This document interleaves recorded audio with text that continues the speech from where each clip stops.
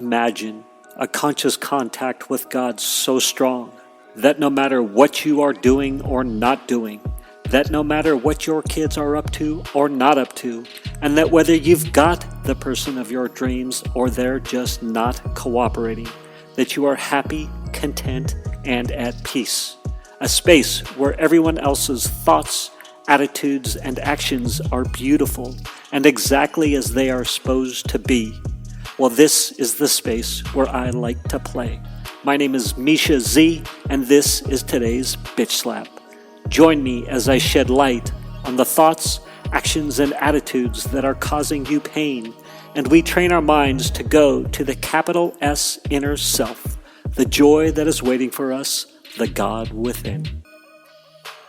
Covert anger, subversive anger, part 2. I was recording part 1 on a different app, and I came across a few opportunities to need to pause, and when I would pause, it would end that recording and start it over. So I completely lost track of time, which was interesting because I having a time restraint definitely helps me stay on point. And when I went back to look at the recordings, I saw I was at like 11 or 12 minutes the combined, and when really the point I wanted to make could have been made in 8. And anyhow, I am just giving you insights into the messy, taking the messy action. And perhaps I am not going to go back and record that episode, but indeed blend all the disparate pauses and starts together and let it go anyway with multiple thought loops. So there you have it. It reminds me of a story when I used to be a DJ. Thank you. I swear I'm going to get to the subversive or the covert anger / subversive anger and how I saw it was affecting me, and what I did to remove even more levels of that and the positive effects it has had in my life. So that is coming, I swear. But back to the story I was reminded of in my DJ days. So in case you didn't know, I was a DJ in San Francisco, California from approximately 1995 to 98. So for a little 3-year run there, I was a mobile DJ / ravey DJ. You get it, right? Like I spun music on the Techniques. What were those turntables? And actually I was a little ahead of my time because I also spun with CDs on the Denon. It was like the Denon 1000 or something like that.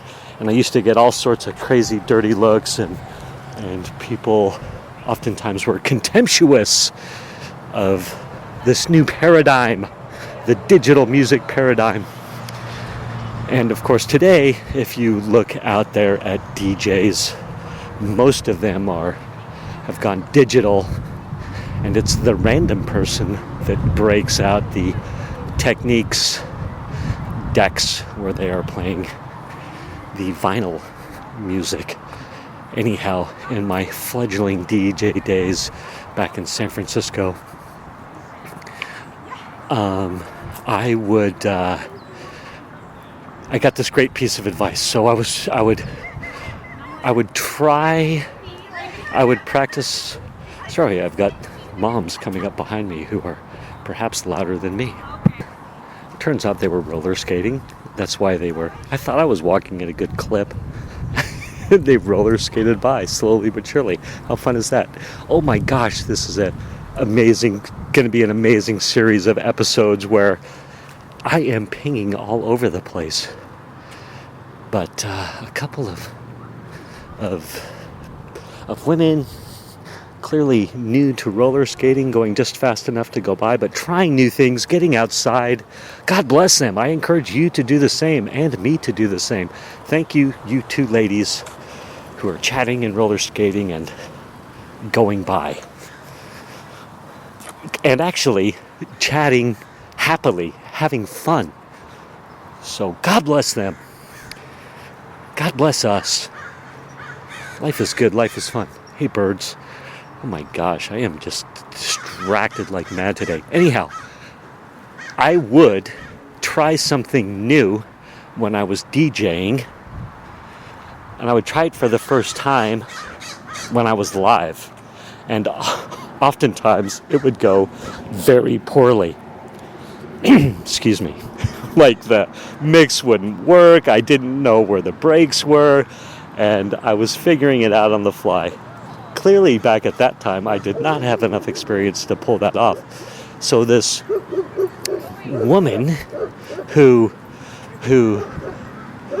was at a party that I was spinning at comes up to me and says, "Hey, Mish, you know what you should do, or you know what DJs do, is they practice the mixes at home or wherever they practice it and learn it there, and then once they have the mix figured out, then they test it on the audience to see if it is a viable mix or carries the energy or brings the moment to where you want it to bring."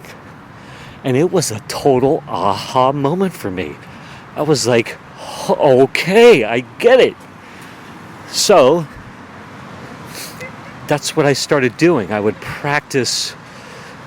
I time blocked out the time. I took more control of my calendar and blocked out times to practice these inspirations that I had, get the mix down, right? You're segueing from one song to another, or perhaps you're popping back and forth, or whatever you're doing as a DJ, as a mobile DJ, club DJ, what have you.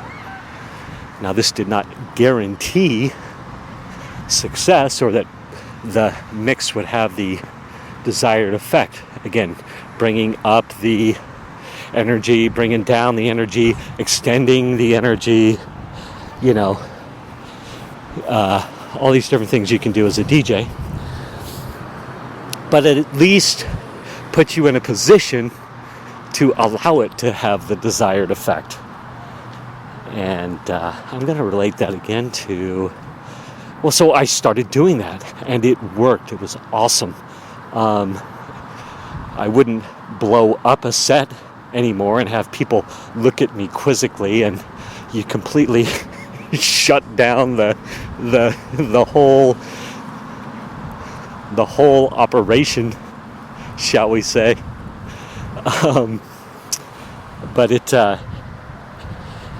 so it worked, and then it would be super cool to see a mix work. So I would get the mix dialed in and then try it on the audience, and when it worked, man, a magical moment. And if it didn't work, no big deal.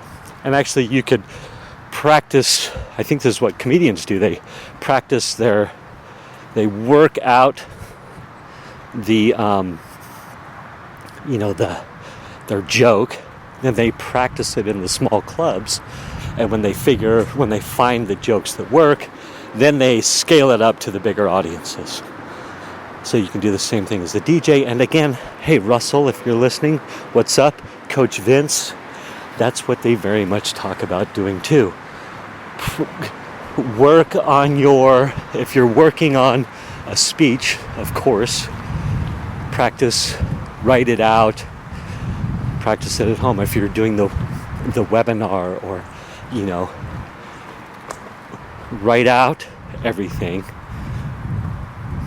get it dialed in, then practice it on the public and refine it from there. So, end of part 2, and we've gotten no further on my vision about covert anger, subversive anger that I had back in the day. Stay tuned for part 3, and we will get to the point, I swear. Peace out. Oh yes, and I am actually not quite done. I thought it was. So, point of the story is I tried the new recording app in a live moment, and it totally failed, where I should have busted out the app and practiced with it beforehand, and then I'd have known, hey, this is not the tool for the moment.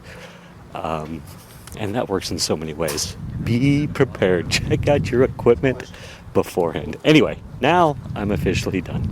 Peace out. Part 3 coming. Thank you for spending time with me today. As someone who is committed to growth and service to this world, I so appreciate your willingness to come with me, go within, and serve our world through change. If you found value in this podcast and you know someone who can use this message, share this episode with them. Share it so our mission can be achieved one episode at a time. And of course, subscribe so you can hear more. And lastly, for more resources on what has helped me on my journey and can help you on yours, go to belove.media/resources. That's BELOVE.media/resources. Thank you again for listening.